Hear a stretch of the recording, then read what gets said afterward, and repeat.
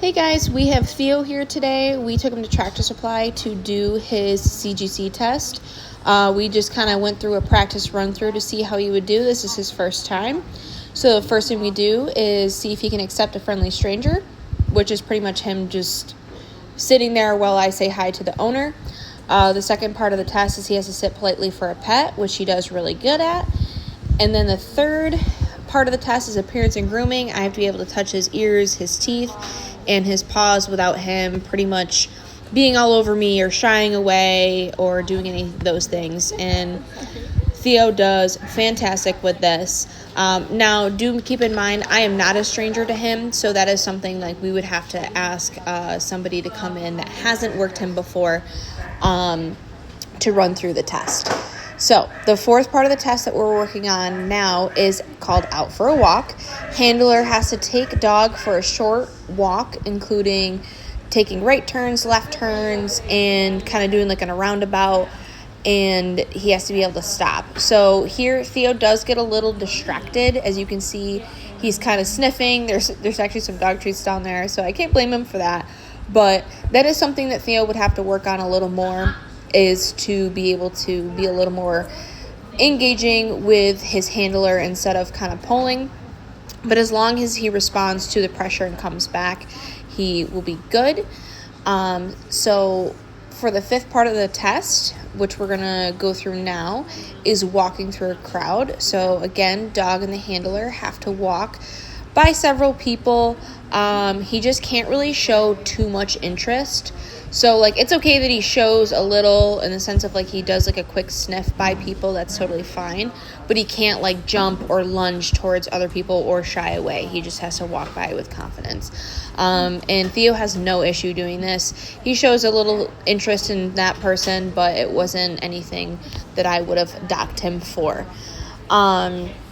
Now here, this part of the test that we'll go into, part 6, is working on Theo doing his sit and down command. So all we have to show here is that he knows how to sit and he knows how to down. So that'll be this part right here. So I go ahead and ask the handler to put Theo in a sit, and then I ask her to put him into a down. And Theo does that. He's really good with his commands. And she breaks him from that, and then she puts him into a down. And that's okay that she just had to remind him to go into a down. I wouldn't dock him for that. He picks up, he does really great with his commands. There was no docking for that. Now, still part of the sixth part of the test is Emily now has to put Theo in a sit or a down to stay. So it doesn't matter which position they're in. I always say pick which one, and then you have to walk 20 feet away from your dog, and then you have to come back. So this is just working on, can he stay at that distance, or is he going to come up and either walk away or come towards you? So the seventh part of the test is come when called, which is, again, asking Theo to stay. Now, he did go into a down and he was in a sit. I wouldn't have docked him for that as long as he's still in that position. And then once you walk away for that 20 feet, you recall your dog. And Theo passes with flying colors on that part.